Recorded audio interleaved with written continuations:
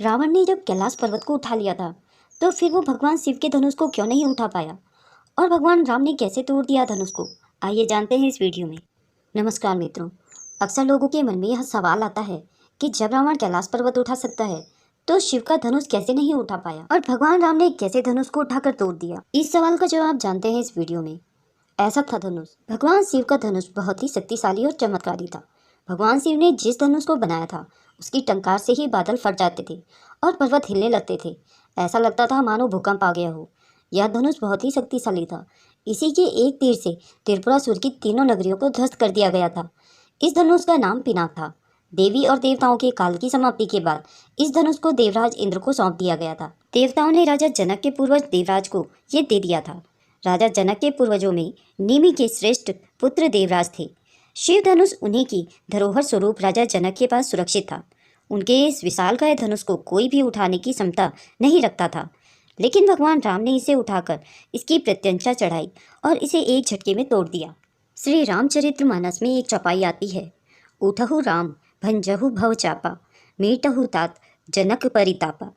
भावार्थ है, गुरु विश्वामित्र जनक जी को बेहद परेशान और निराश देखकर श्री राम जी से कहते हैं कि हे पुत्र श्री राम, उठो और भवसागर रूपी इस धनुष को तोड़कर जनक की पीड़ा का हरण करो।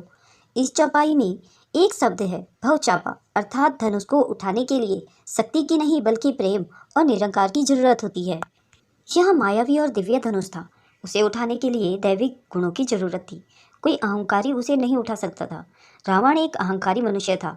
वह कैलाश पर्वत को उठा सकता था, लेकिन धनुष नहीं। रावण धनुष के पास एक अहंकारी और शक्तिशाली व्यक्ति का घमंड लेकर गया था। रावण जितनी उस धनुष में शक्ति लगा सकता था, वह धनुष और भारी होता जाता था। वहाँ सभी राजा अपनी शक्ति और अहंकार से हारे थे। जब प्रभु श्री राम की बारी आई तो वे समझ गए थे कि यह कोई साधारण धनुष नहीं बल्कि भगवान शिव का धनुष है। इसलिए सबसे पहले उन्होंने धनुष को प्रणाम किया। फिर उन्होंने धनुष की परिक्रमा की और उसे संपूर्ण सम्मान दिया।